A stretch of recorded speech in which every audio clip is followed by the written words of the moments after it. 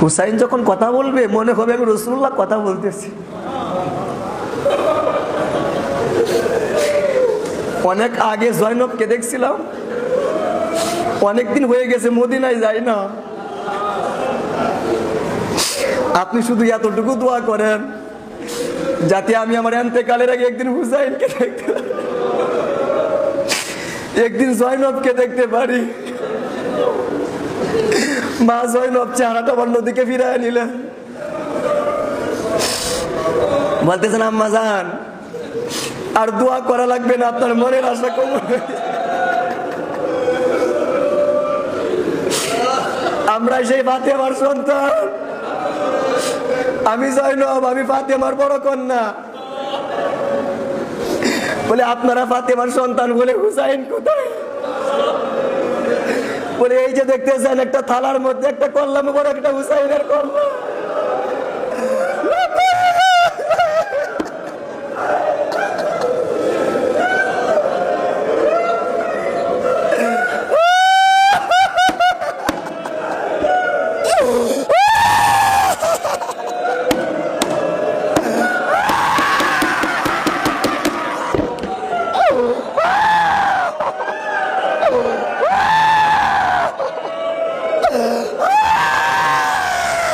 ইমাম হুসাইন রাদিয়াল্লাহু তাআলা আনহু মক্কা শরীফ থেকে যখন আমার নবীজির পবিত্র নূরের দ্বারক বাহক ৭২ জন নূরের টুকরাকে সঙ্গে নিয়ে উনি কুফার উদ্দেশ্যে রওনা দিয়েছিলেন। প্রতিমধ্যে রাস্তায় একটা খ্রিস্টান ফ্যামিলির সঙ্গে, পরিবারের সঙ্গে ওনার সাক্ষাৎ হলো। ইমাম হুসাইন ওই পরিবারের সঙ্গে আধা ঘন্টা থেকে 1 ঘন্টা কথা বললেন। ওই খ্রিস্টান ফ্যামিলি ওনার কথা শুনে এতটাই আকৃষ্ট হলো। 3 জন ছিল, একজন মা, তার ছেলে হচ্ছে ওয়াহাব কালবি এবং ওয়াহাব কালবির স্ত্রী, সপরিবারে ইসলাম ধর্ম কবুল করেছে। সুবহানাল্লাহ। ইসলাম ধর্ম কবুল করার পরে বলতেছে আপনি কোথায় যান? বলতেছে আমি কুফার উদ্দেশ্যে রওনা হচ্ছি, সম্ভবত আমাদের শাহাদাতের যাত্রা এটা। বলে আপনি যেহেতু আপনার হাত বাড়িয়ে দিয়েছেন, আমাদেরকে মুসলিম বানিয়েছেন, আমাদেরকে সাথে নিয়ে চলেন, আমার সন্তানকে আপনার জন্য কুরবান দিব। বলে আপনার সন্তান মাত্র 17 থেকে 19 দিন হয়েছে, বিয়া করছে, এই সন্তানকে আপনি কুরবান দিবেন, আপনার বৌমার কি হবে? বলে না, আপনি আমার সন্তানকেও নিয়ে যান, আমার সন্তান যদি আপনার পক্ষে শহীদ হয় এটাই আমার সর্বোচ্চ সৌভাগ্য। সন্তানকে ডাক দিছেন, ওয়াহাব কালবি তোমার আম্মা তো বলতেছে আমার সঙ্গে যাওয়ার জন্য, তুমি কি রাজি? বলে 100 বার রাজি। বলে তুমি রাজি, কিন্তু তোমার বউ তো মাত্র 17 দিন হয়েছে বিয়ে করছো, যাও বিদায় নিয়ে আসো। গেছেন যে আমাকে হুসাইনের সাথে যেতে দাও, তুমি আমার নতুন বউ, বিদায় দাও।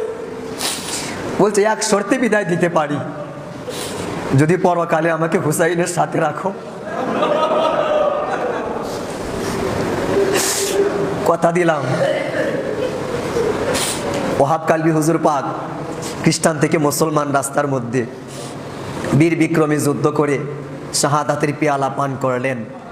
ওনার দেহ থেকে কল্লা বিচ্ছিন্ন করে মায়ের কাছে ফেরত দেওয়া হলো। এই ওয়াহাব কালবির মা, দেখ তোর সন্তানের কি অবস্থা। ওয়াহাব কালবির আম্মা জান কল্লাটা হাতের মধ্যে নিয়ে আবার এজিদ বাহিনীর দিকে ডেল মেরেছে। বলে আল্লাহর রাস্তায় একবার যা দান করি আমরা তার ফেরত নেই না, নে কুরবান দিয়ে দিলাম। আজকে মুসলমান হয়ে আপনি হুসাইনের কথা বলতে পারতেছেন না, চাচ্ছেন না, আপনার আশা নাই, ইচ্ছা নাই। এখান থেকে ইরান বেশি দূরে নয়, ওই যে ভারতের পাশেই যখন খবর ছড়িয়ে গেছে হুসাইন বের হয়েছে, এক হিন্দু পরিবার বের হয়ে গেছে হুসাইনকে সাহায্য করার জন্য। বর্তমানে তারা ভারতে হুসাইনি ব্রাহ্মণ নামে পরিচিত, কিন্তু হিন্দু পরিবার গিয়ে দেখে যে কারবালা হয়ে গেছে। হুসাইন আর পৃথিবীতে নাই। ওই কারবালার মাটিগুলা হাতে নিয়ে শপথ করেছে যে হুসাইনের হত্যাকারীকে আমি হত্যা না করে পৃথিবীতে আমি বাঁচতে চাই না।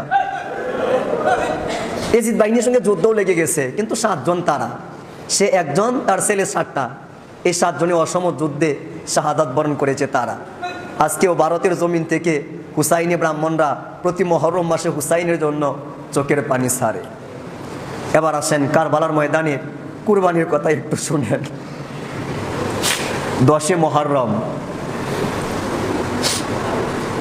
ইমাম হুসাইনের জন্য অনেকেই জীবন দিলেন। ওনার পরিবার থেকে আলী আকবর হুজুর পাক আসলেন, আব্বাজান আমাকে হুকুম দেন আমি যাই। বলে বাবা কেমনে বিদায় দিই তোমাকে? সাহাবীরা যখন নবীকে দেখার স্বাদ জাগতো, তোমাকে দেখে মনের স্বাদ মিটাইতো, তোমার চেহারাটা ছিল রাসূলুল্লাহর মতো, তোমাকে আমি কেমনে বিদায় দিই? বলে আব্বাজান আমি থাকতে আপনি শহীদ হবেন এটা তো মানতে পারি না, বিদায় দেন। মৌলা হুসাইন পাক বিদায় দিলেন, আম্মাজানের কদম বুঝি করে উনি চলে গেলেন। একটু পরে ইমাম হুসাইন পিছনে পিছনে আবার গেছে। বলে আব্বাজান আপনি না একটু আগে আমাকে বিদায় দিছিলেন, আবার আসলেন কেন? বলে আলী আকবর রে, তোমার যদি আলী আকবরের মতো একটা সন্তান থাকতো তাহলে বুঝতে আলী আকবরকে কখনো বিদায় দেওয়া যায় না।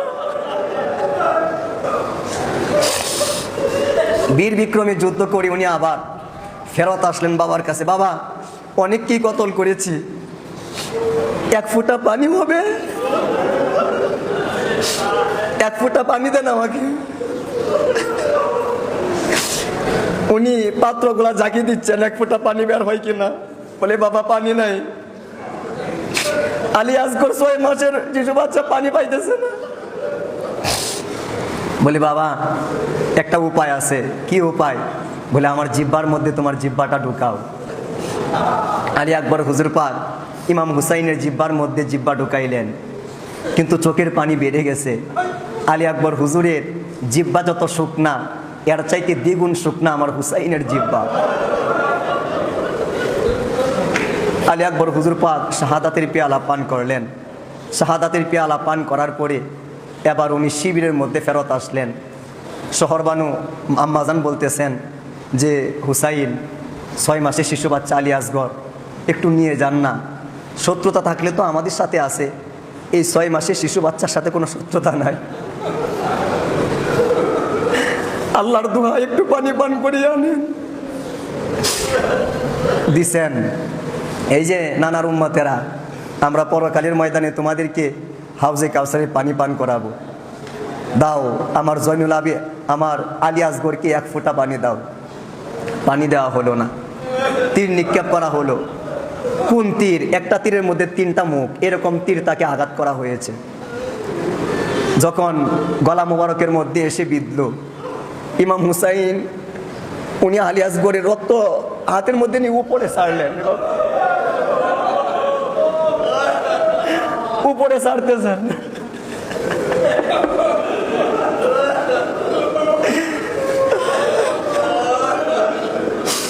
বলে আল্লাহ ইব্রাহিম কুরবান দিছিল ইসমাইলকে, আমারও একটা ইসমাইল ছিল এই আলী আসগর, আজকে কোরবান দিলাম।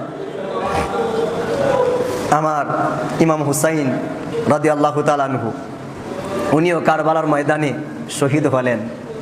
শহীদ হওয়ার পরে প্রথম নাম্বার ওনাদের চেহারা থেকে পর্দা সরিয়ে ফেলা হয়েছে নারীদের। দ্বিতীয় নাম্বার ওনাদের তাঁবুর মধ্যে আগুন দেওয়া হয়েছে। 3 নাম্বার আমার নবীর পরিবারের মা জয়নবের আশেপাশে মা সকিনা সহকারে যেই সকল নারীরা ছিল তাদের কানের দুলগুলা এত জোরে টানছে, কান থেকে রক্ত বের হয়ে গেছে, লতিগুলা ছিঁড়ে গেছে। তো ওনাদেরকে শিকল পরিয়ে নেওয়া হচ্ছে। বলে এরা হচ্ছে অপরাধী। বলে কি অপরাধ? কয় এরা খলিফার বিরুদ্ধে বিদ্রোহ করছে, এজন্য আল্লাহ এদেরকে শাস্তি দিয়েছে। নাউজুবিল্লাহ বলেন। ওনাদেরকে যখন বন্দি করে নিয়ে যাওয়া হচ্ছে, 7ই মুহররম থেকে 10ই মুহররম শুক্রবার পর্যন্ত ওনাদের না আছে খাওয়া, না আছে পানি, কোনো কিছুই নাই। কানগুলা থেকে রক্ত বের হচ্ছে, পোশাকগুলার মধ্যে ধুলোবালু লেগে আছে। কারবালার প্রান্তরে ইমাম হুসাইন পাক সহকারে 72টা নূরের টুকরার জিসিম মুবারকগুলা ছিন্ন ভিন্ন হয়ে পড়ে আছে। ওনাদেরকে এক ফোঁটা পানি দেওয়া হয় নাই। যখন ওনাদেরকে বন্দি করে নিয়ে যাওয়া হচ্ছে, মাঝখানে মাঝপথে একজন বৃদ্ধা মহিলা, উনি একটা কলসি নিয়ে আসলেন, একটু পানি এনে বলতেছেন যে আপনারা কারা? চেহারাগুলো আকাশের চাঁদের মতো সুন্দর, কিন্তু ধুলাবালু লেগে আছে। আপনাদের গায়ের মধ্যে এত ধুলাবালু কেন? আর এই যে ট্রের মধ্যে একটা কল্লা মুবারক, এটা আবার কার? এগুলা জিজ্ঞেস করতে করতে বৃদ্ধা মহিলা উনি বলতেছে, আচ্ছা আমি কি আপনাদের কোনো খেদমত করতে পারি?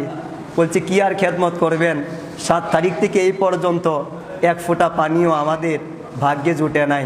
এরা পানি খাইছে, পুরাতের নদী থেকে কুকুর শিয়ালগুলা পানি খাইছে, আমাদেরকে পানি দেওয়া হয় নাই। আপনি যদি পারেন তাহলে কিছু পানি, অল্প পানি আমাদেরকে দেন। ওই মা ফিদ্দা উনি পানি দিলেন। পানি দেওয়ার পরে সবাই 7 দিন 3 দিন পরে একটু পানি পাইল। বলতেছে, আচ্ছা আম্মাজান ফিদ্দা, আপনার পরিচয়টা একটু বলবেন? বলে, আমাকে তো চিনবেন না, আমি এখন বৃদ্ধা হয়ে গেছি, তবে আমি যখন জোয়ান ছিলাম, যুবতী ছিলাম, আমি মা ফাতেমার ঘরে কাজ করতাম।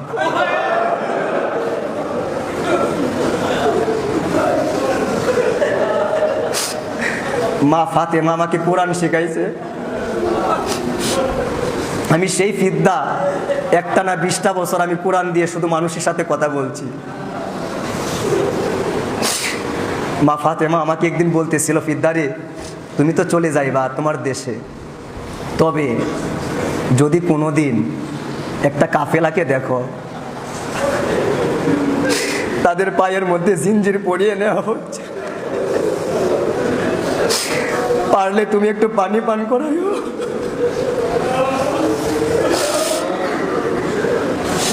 আমার মনে হইল আপনারা সেই কাফেলা, আপনাদেরকে পানি পান করাইলাম, আমার মন বড় তৃপ্ত হইল। বলতেছে, আম্মাজান আপনি আমাদেরকে পানি পান করাইছেন, আচ্ছা আপনার জন্য আমি কি দোয়া করতে পারি? মা জয়নব বলতেছেন, কি দোয়া করতে পারি? বললেন যে কাউকে উপকার করার পরে তো দোয়া করতে নাই, তারপরেও একটা দোয়া করেন, সেটা হচ্ছে আমি তো অনেক ছোটবেলায় হাসান হুসাইনকে দেখছিলাম,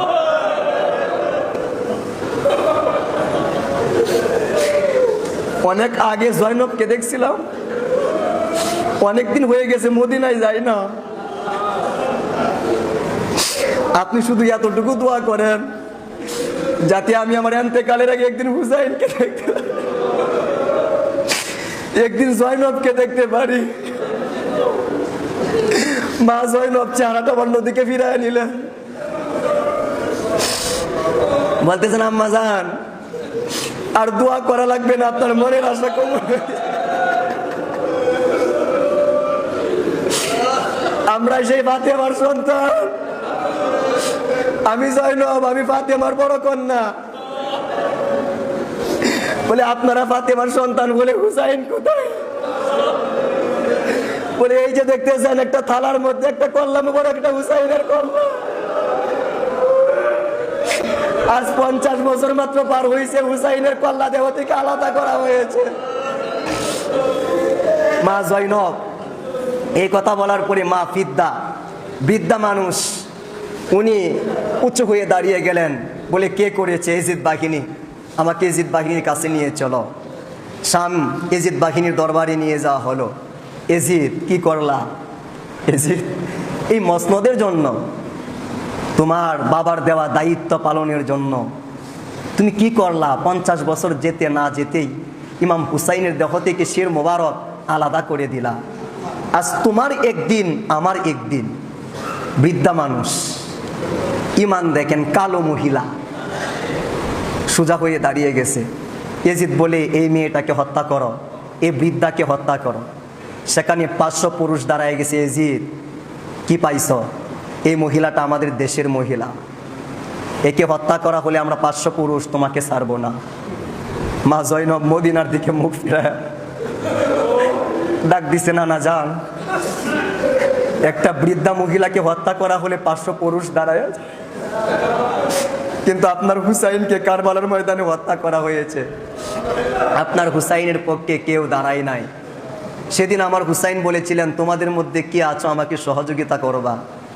শম্ভুগঞ্জি এনায়েতপুরি হুজুরের পাগলেরা, কিসের বিবি বাচ্চা, কিসের সম্পদ, কিসের দুনিয়া, বলেন তো আমরা মৌলা হুসাইন পাকের কদমে আসি তো? কথা বলেন, আসি তো? বলেন না লাব্বাই কিয়া হুসাইন, লাব্বাই কিয়া হুসাইন, লাব্বাই কিয়া হুসাইন, লাব্বাই কিয়া হুসাইন, লাব্বাই কিয়া হুসাইন, লাব্বাই কিয়া হুসাইন, লাব্বাই কিয়া হুসাইন, লাব্বাই কিয়া হুসাইন।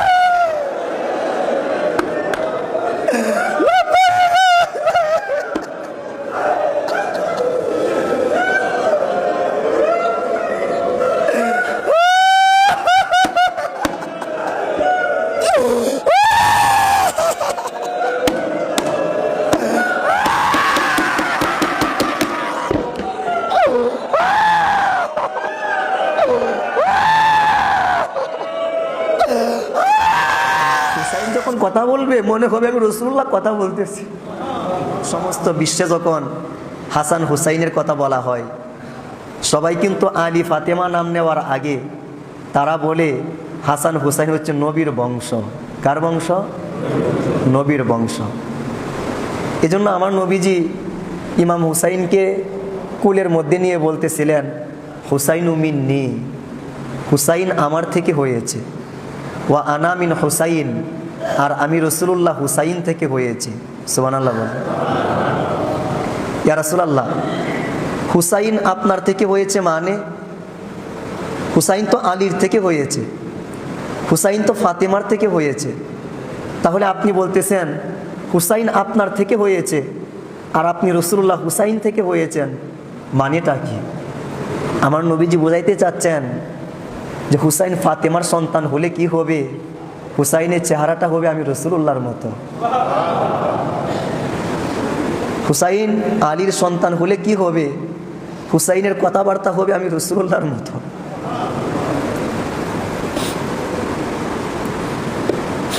হুসাইনের উঠা বসা হবে আমি রাসূলুল্লাহর মতো। হুসাইনের ইবাদতের স্টাইল এটা হবে আমি রাসূলুল্লাহর মতো। হুসাইন যখন কথা বলবে মনে হবে আমি রাসূলুল্লাহ কথা বলতেছি।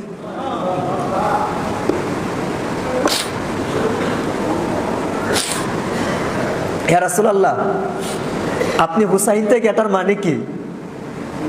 বলে আমি রাসূলুল্লাহর বংশ কিয়ামতের আগ মুহূর্ত পর্যন্ত এই হুসাইনের মাধ্যমেই টিকে থাকবে। সুবহানাল্লাহ বলে। আমার আল্লাহ বলে, ফাসাল্লি লি রাব্বিকা ওয়ানহার, হাবিব আপনি নামাজ পড়েন আর কুরবান দেন। ইসমাইল নবীজিকে ইব্রাহিম আলাইহিস সালাতু ওয়াস সালাম কুরবান দিয়েছিলেন, আর আমার নবী ফাতিমাতুজ জাহরার কলিজার টুকরা ইমাম হুসাইনকে কুরবান দিয়েছেন। আমরা বাংলাদেশ পেয়েছি, বাংলাদেশ পাওয়ার পিছনে অনেক মানুষ কি শহীদ হয় নাই? কথা বলেন, হয়েছে। পৃথিবীতে যত দেশ স্বাধীন হয়েছে, স্বাধীন হওয়ার পিছনে কেউ না কেউ রক্ত দিয়েছে। ইসলাম জিন্দা হো তা হে কারবালা কি বাত। ডক্টর আল্লামা ইকবাল বলেন, ইসলাম স্বাধীন হয়েছে, ইসলাম জিন্দা হয়েছে, ইসলাম জীবন পেয়েছে কারবালার ময়দানের কারণে। কারবালায় যদি ৭২টা নূরের পুতুল, ওনাদের পবিত্র রক্ত মোবারক আল্লাহর পাক রব্বুল আলামিনের জন্য কুরবান না দিতেন, তাহলে ইসলাম থাকতো না, ইসলাম পাইতাম না, মসজিদ পাইতাম না, মাদ্রাসা পাইতাম না, কোরআন পাইতাম না, ধর্ম পাইতাম না, আদর্শ পাইতাম না, শান্তি পাইতাম না, রহমত পাইতাম না, বরকত পাইতাম না, ফয়েজ পাইতাম না। এখন দেশ স্বাধীন হওয়ার পরে যদি আপনি দেশের শহীদদের কথা ভুলে যান, তাহলে আপনার মতো গাদ্দার আর কেউ থাকবে? থাকবে না। কারণ যাদের রক্তের বিনিময়ে আপনি দেশ পেয়েছেন, অবশ্যই এই দেশ যতদিন থাকবে তাদের শহীদদের কথা আপনাকে স্মরণ করতেই হবে। বাংলাদেশ প্রতি বছরে একদিন শহীদদের কথা স্মরণ করে, করে কি করে না? করে। অন্যান্য বিশ্বের মানুষেরা তাদের দেশের শহীদদের কথা স্মরণ করে, কিন্তু হাই মুসলমান, বছর চলে যায়, মহরম চলে যায়, এই মিম্বরে ওয়াজ হয় নামাজের ওয়াজ, মিম্বরে ওয়াজ হয় রোজার ওয়াজ, মিম্বরে ওয়াজ হয় হজের ওয়াজ, মিম্বরে ওয়াজ করে জাকাতের ওয়াজ, মিম্বরে ওয়াজ করে কোরআনের ওয়াজ। কিন্তু যেই ৭২টা নূরের পেয়ালার, নূরের দুলালের, নূরের পুতুলের বিনিময়ে ইসলাম জিন্দা হয়েছে, একটা দিনও এই মিম্বরে আমার হুসাইনের কথা বলে না। ৬ মাসের আলী আসগরের কথা বলে না, মহাবীর কাসেমের কথা বলে না, আলী আকবরের কথা বলে না। এই মিম্বরের মধ্যে আমার হুসাইনের পরিবারের কথা বলা হয় না।